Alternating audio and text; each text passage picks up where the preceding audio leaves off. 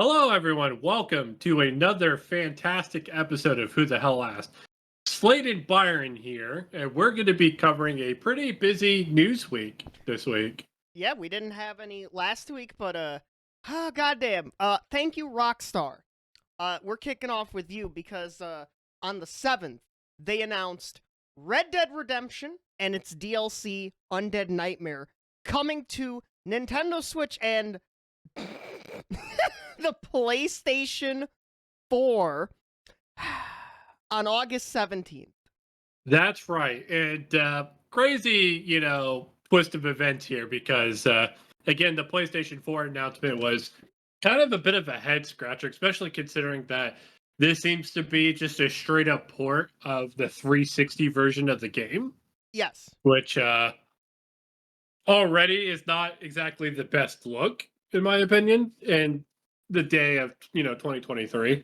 Yeah. Seems to be a lazy $50 cash grab from everything that I can see, which is a really big shame considering what a masterpiece Red Dead Redemption was. Oh yeah, it is $50. Yeah. It coming to the Switch just in general is cool.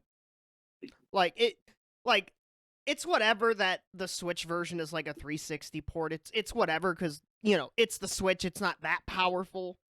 Mm-hmm. Like we have like it feels like all the big like 360 era like big games are on the Switch.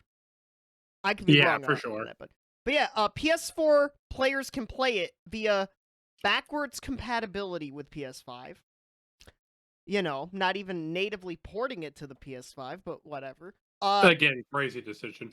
I think something even crazier, no PC version. Yeah, which is insane in like 2023. Yeah, no PC version, and it's not on Xbox because Red Dead Redemption is part of that Xbox backwards compatibility program from like a few years ago. So oh yeah. And Xbox players get it better because they actually get improved stuff with that backwards compatibility program. For sure. And to wash out the terrible taste that the news left in everyone's mouths, Take-Two Interactive hinted at the launch of GTA 6 title in 2024. Yes. So, I'm gonna hopefully don't fuck up saying his name. Strauss Zelnick during the Take-Two earnings call said, quote, "We remain confident that we are positioning our business for a significant inflection point in fiscal 2025, which we believe will include new record levels of operating performance." Now, a key note, Take-Two's fiscal year 25 runs between April 2024 and March 2025, aka probably around the time we're hearing about a new Nintendo Switch, but GTA 6 ain't coming to a Nintendo Switch 2 or whatever. But the Switch 2 would have to be on par with the Series S at bare minimum. Yeah, but and even then, I don't think that'll be the case. Yeah, but Take-Two are expecting a total of $8 billion in net bookings this year, an increase of $2.5 billion from their current fiscal year prediction of $5.5 billion. And that literally means one thing. GTA 6. Yeah, GTA 6. Yeah. So that's the only game that would inflate it to that extent. There's no way they're not releasing anything else within that window. So, no, it makes a lot of sense. I think it was last year that beta build leaked that looked like extremely unpolished, unfinished, but we actually don't know how old that build was. Yeah, or how much work they've done to it since. Yeah, and I feel like even though Strauss Zelnick didn't say it directly, pretty much confirmed, expect GTA 5 between or at least announced sometime between April 2024 and March 2025. Probably released somewhere in that time frame. Yeah. And that would be what I would expect. Yeah, and you know what? Bold prediction. We're going to get console versions first, and then wait 12 to 18 months for the PC version, so they can double dip. Yeah, I imagine. It makes a lot of sense for them to do that, and financially. Yeah, and speaking of double dipping, and this is another Byron crazy witchcraft theory, but the news first with it, Rockstar acquires GTA 5 roleplay devs CFX.RE.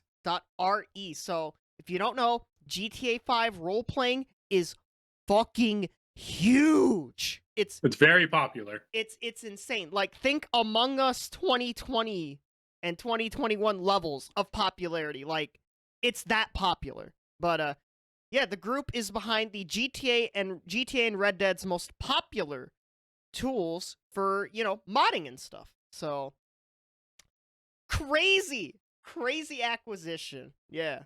Wow.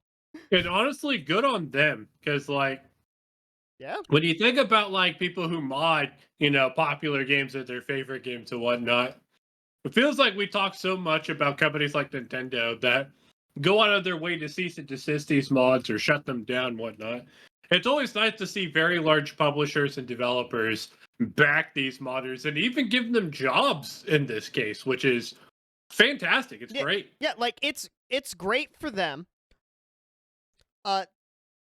Though Rockstar also has a not too great history with modders, considering in 2021 they sued a group of modders that it alleges reversed engineered the source code for GTA 3 and Vice City. And we know why now they sued, because their craptacular collection Yeah. that we covered a millennia ago with all the funny glitches. But no, here's where my theory crafting comes in. I bet you. Now, I don't know, maybe if because we're so late, probably late into development of GTA 6, that it won't happen immediately off the bat, but I feel like there's going to be the role-playing stuff implemented somehow into GTA Online 2 or GTA Online for GTA 6, whatever they want to fucking call it. Yeah, and they do it natively, which is actually insane. Yeah. No, I think this is nothing but good news here. It's actually, again, it kind of feels like it's more of a reaction to the Red Dead news and trying to wash it over with good news. But which fucking, by the way, real quick, Take-Two's Strauss Zelnick again says Red Dead Redemption port pricing is commercially accurate, and I'm like, yeah, that's way too fucking high. yeah. But speaking of things that are way too fucking high, all right. The Teenage Mutant Ninja Turtles Street Fighter 6 costumes are coming out, and to unlock all of them, and I just want to note that they're costumes and not actual characters. Yeah. It costs exactly $100. Yeah, so Capcom announced on Monday that the game would be getting TMNT crossover support, which would include costumes, accessories, emotes, stamps, and more. At the time of the announcement, Capcom neglected to include pricing, but the new content is available now, and the costs are clear. So for 750 fighter coins, you could buy all 4 turtle costumes. If they want the colored masks, it's 250 coins each. The game also includes a sticker set priced at 100 fighter coins, taunts 250, in-game camera frames for 100, in-game device wallpapers 100, at a total cost of 1,300 fighter coins. In all, the total cost of the TMNT content is 5,300 fighter coins. While these can be earned, they're mostly bought with real money. And yeah, the total cost, someone calculated it, $99.98 to buy 2 bundles of 2,750 fighter coins. Keep in mind, go ahead. AKA more than the fucking game itself. Which is absolutely insane. The article also makes an excellent comparison. When the Teenage Mutant Ninja Turtles were added to Injustice 2, the fighter pack for them as characters, as fully fledged fighters, only cost $19.99. And that was with an additional 2 fighters, an Adam and Enchantress. That's... So, yikes. Very, very disgusting pricing. For anybody who plays Street Fighter 6, do not support this. Do not buy these, please. Don't give them your money for skins. Look. They're skins. If you want to get them, don't pay for them. That's all I'm gonna say. But okay, yeah. But real quick, just wanted to go back real quick before Slade cut me off there. to craft my theory for GTA 6 roleplay. I bet they're gonna charge for shit with that. Not gonna lie. That's my theory. I hope they don't do that, but I could see that. Speaking of shit we hope not to see anymore, Nintendo. Speaking of fucking Nintendo, we've mentioned them so many times. They have registered numerous patents in regards to Tears of the Kingdom, even for loading screens. And I'm getting flashbacks to Bandai Namco patenting loading screen minigames from like 1998 to 2015. Dear God. And Which to me is absolutely insane that they're trying to patent, game mechanics and shit like that.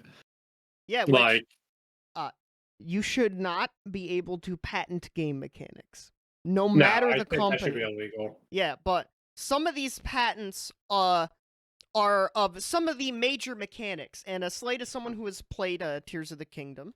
What are some of the mechanics that are being patented for those who have not played Tears of the Kingdom? Yeah, so some of the more general mechanics that they're trying to patent are like Ultra Hand, Fuse, Reju's Lightning Attack, which for the life of me I can't remember what it's called. Those are some of the examples of the mechanics that they're trying to patent, but they're also patenting mechanics like Link making contact with movable objects while he's got a vehicle underneath him and shit like that. And they're just going way too general with this. I mean, from what I can tell, they're also trying to patent recall.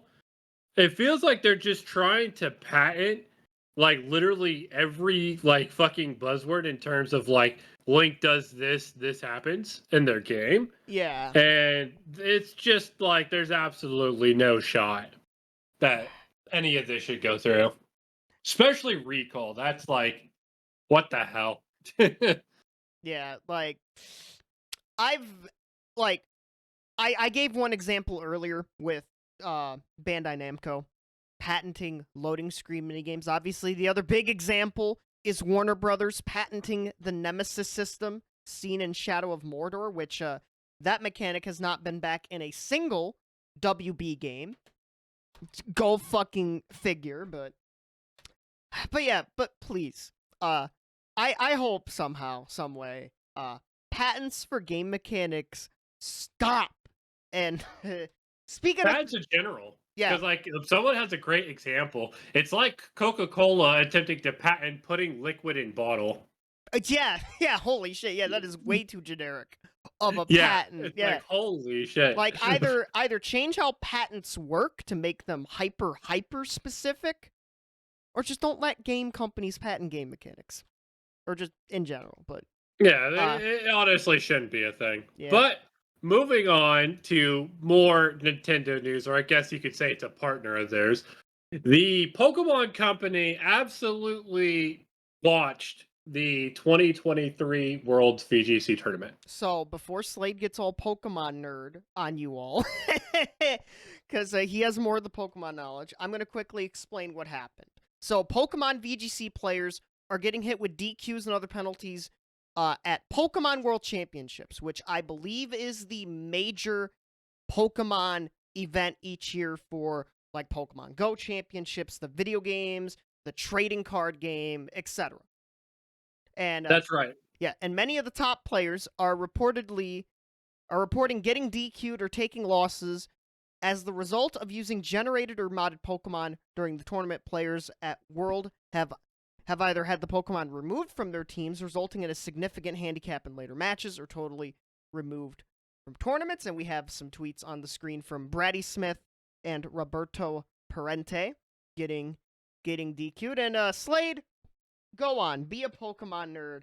Explain what the hell all this is for someone who doesn't know what the fuck I just said with generated mons and stuff.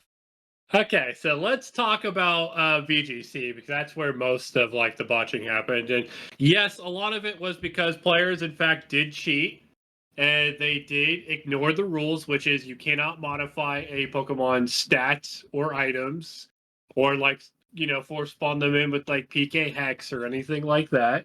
A lot of players do this because they don't want to buy multiple Pokemon games. for what's legal in the current game. So, for example, Pokemon that are like Ursaluna from Pokemon Legends Arceus, or Urshifu from the Pokemon Sword and Shield DLC, which that's a whole nother can of worms, by the way. Essentially, people were trading Pokemon with other people, and the people they were trading with were hacking them into the game illegally. So, what does this mean? So, are these players actually cheating in terms of competition? Well, I don't really think so, because if a Pokemon's stats are matching what they're supposed to be, they don't have any moves that they can't learn otherwise and whatnot. And they didn't cheat in terms of like, their EVs or their IVs or anything like that. Then no, I don't really view it as cheating. But that being said, I have absolutely zero empathy for anybody who got DQ'd because of it, because it clearly listed, like in the rules, that you can't have any Pokemon that you use that are illegally hacked like that. And because of that, people knew these rules. They got these Pokemon from trading with friends. They don't know how these Pokemon were spawned. And then they ended up, being DQ'd from the tournament because of it. So it's like, it's your own fault. I kind of get that, like, paying for Sword and Shield plus its DLC and Pokemon Legends Arceus on top of Scarlet and Violet. Like, I'm pretty sure that comes out to like $220 or something like that. Don't forget Brilliant Diamond and Shining Pearl. Oh yeah, Brilliant Diamond and Shining Pearl. You're absolutely right. And a Pokemon Home subscription. Yeah, so I totally get that. Pokemon is not accessible. Competitive Pokemon's not accessible. The grind is really, really dumb, especially when it comes to stuff like Terra Shards and stuff like that for changing Pokemon's Terra types. Getting event Pokemon has always been cringe. EV and IV, like breeding and training, is really cringe and takes forever. I get that. Building a competitive Pokemon team is a full-time job and then some. I completely understand that. Yeah, there was But they made... Go ahead. Yeah, there was a great YouTube video. I don't remember who it was by. They posted, I think, like 11 months ago with like near that same title. Like, yeah, competitive Pokemon is a full-time job if you don't cheat or something along those lines. Yeah, and to me, it's just, I get it. It's absolutely cringe. And I think cheating is actually based in that regard. However, you all knew what the rules stated before going to Worlds. Everybody who entered had access to the rules. They should have known better than to come up with those Pokemon. If they were really worried about getting those Pokemon or like getting banned or whatever, then they shouldn't even have used them. They should have just bred their own Pokemon and figured it out from there. To me, this just kind of reeks of like, oh, well, everybody does it, therefore it'll never happen. I'll never get in trouble. It won't happen to me. But it happened to a lot of people. But that's not why I say the Pokemon Company botched the tournament. Because to me, they were just enforcing the rules they had in place in that regard.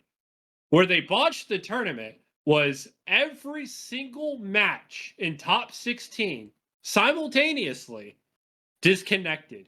And the way they decided those games were by whoever had either more Pokemon, or they made them play a sudden death match instead of just replaying the match, regardless of the actual game state. So, for example, I'm going to give an example.